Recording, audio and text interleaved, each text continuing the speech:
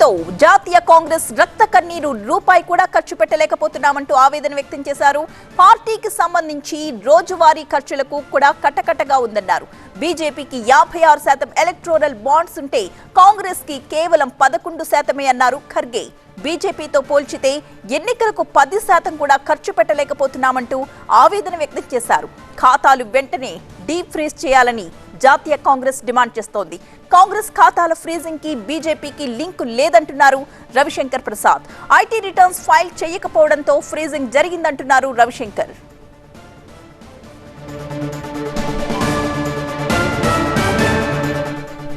BJP electoral బాండ్లపై విచారణ జరగాలన్నారు కాంగ్రెస్ అధ్యక్షుడు మల్లికార్జున్ ఖర్గే.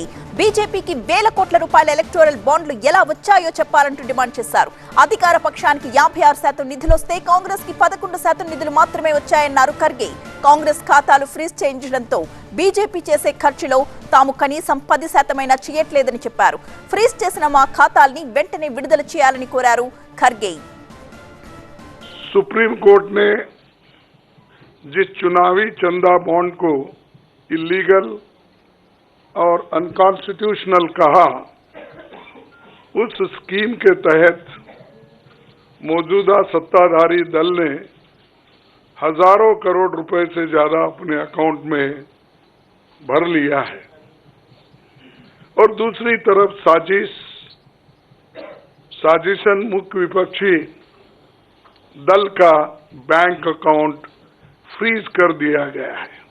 ये सत्ताधारी दल द्वारा एक खतरनाक खेल है। इसके दूरगामी प्रभाव होंगे।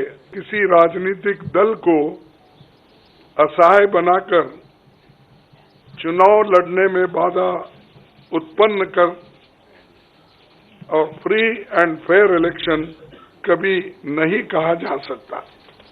एक आम नागरिक देख सकता है कि बीजेपी ने चुनावी चंदा बॉन्ड से 56% पैसे हासिल किए हैं, वही कांग्रेस को 11% ही मिले हैं। और ये वो पैसे जो बॉन्ड से बीजेपी ने लिए हैं, इसके अलावा जो कैश में इनके पास आता होगा तो कोई अकाउंट ही नहीं है। आप इनके खर्चे देखिए, हर तरफ इनका एडवर्टाइजमेंट लगा है। ప్రజల నుంచి సేకరించిన సొమ్మును ఫ్రీజ్ చేశారన్నారు సోనియా గాంధీ. దేశ చరిత్రలో ఎప్పుడూ ఇలా జరగలేదని చెప్పారు. బీజేపీ అప్రజాస్వామికంగా వ్యవహరిస్తోందంటూ విమర్శించారు. Funds collected from the public are being frozen and money from our accounts is being taken away forcibly, which has been declared unconstitutional by the Supreme Court. The electoral bonds have benefited, as everyone knows, the BJP hugely, massively. On the other hand, the finances of the principal opposition party, the Indian National Congress, are under a determined assault. This, we all believe, is unprecedented and undemocratic. ఓటమి భయంతోనే కాంగ్రెస్ అగ్రనేతలు సోనియా, రాహుల్, ఖర్గే తప్పుడు ఆరోపణలు చేస్తున్నారని counter ఇచ్చారు BJP నేత Ravishankar Prasad. Congress bank ఖాతాల్ని seize చేస్తే India ఖాతాల్ని seize చేశారని అనడం విడ్డూరంగా ఉందన్నారు. ఐటీ రిటర్న్ దాఖలు చేయకపోవడంతోనే కాంగ్రెస్ బ్యాంక్ ఖాతాల్ని సీజ్ చేశారని అన్నారు. अगर राहुल गांधी, सोनिया जी और खरगे जी के सामूहिक प्रेस को एक शब्द में कहा जाए तो हार की हताशा में बहाना ढूंढा गया है। मैं फिर कह रहा हूं, आने वाले लोकसभा चुनाव में हार की हताशा में एक बहाना ढूंढा गया है। In utter desperation of imminent defeat, the Congress party at the highest level sought to create an alibi today. कुछ तो बोले, लेकिन उसमें कांग्रेस पार्टी का अकाउंट अगर फ्रीज किया गया है तो देश का अकाउंट फ्रीज किया गया है। ये तो कमाल है भाई। मुझे अपने जेपी मूवमेंट के आंदोलन के दिनों की याद आ गई। Indira is India, India is Indira. పూర్తి డీటెయిల్స్ తో మా ప్రతినిధి మహాత్మా సిద్ధంగా ఉన్నారు లైవ్ లో. మహాత్మా,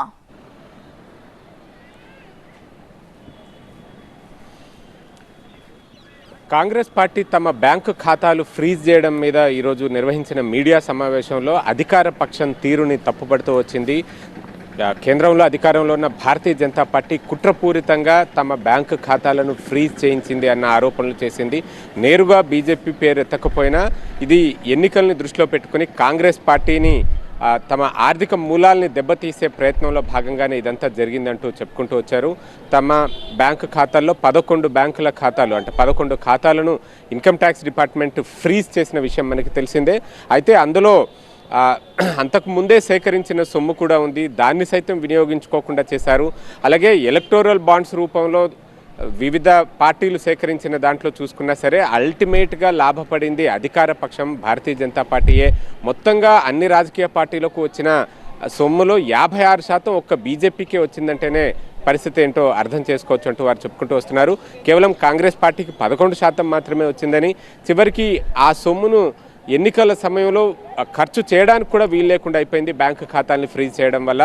ఇలాంటప్పుడు ఎన్నికలు ఒక ఫ్రీ అండ్ ఫెయిర్గా జరుగుతున్నాయని ఎలా చెప్పగలం? ప్రజాస్వామ్యంలో ఒక లెవెల్ ప్లేయింగ్ ఫీల్డ్ అంటూ ఉండాలి. అధికార పక్షం, విపక్షం అందరూ కూడా సమాన స్థాయిలో నిష్పాక్షికంగా పారదర్శకంగా ఎన్నికలు జరపాలి అని అంటే అందరికీ ఒక లెవెల్ ప్లేయింగ్ గ్రౌండ్ ఉండాలి. కానీ తమకు ఆ లెవెల్ ప్లేయింగ్ గ్రౌండ్ లేకుండా చేశారు. అధికార పక్షం అన్ని రకాలుగా ప్రింట్, టీవీ, సోషల్ మీడియాలో విస్తృతంగా ప్రచారం చేసుకుంటూ వెళ్తున్నారు. తాము కనీసం పోస్టర్లను సైతం ప్రింట్ చేయడానికి లేకుండా అయిపోయింది. అందుకు కూడా తమ దగ్గర డబ్బులు లేవు, తమ నేతలు దేశంలో ఎక్కడికైనా తిరగడానికి కూడా డబ్బులు లేకుండా అయిపోయాయంటూ వారంతా ఆవేదన వ్యక్తం చేశారు. తక్షణమే రాజ్యాంగ సంస్థలు ఇందులో జోక్యం చేసుకుని ఈ బ్యాంకు ఖాతాలను ముందు డీఫ్రీజ్ చేయాలి.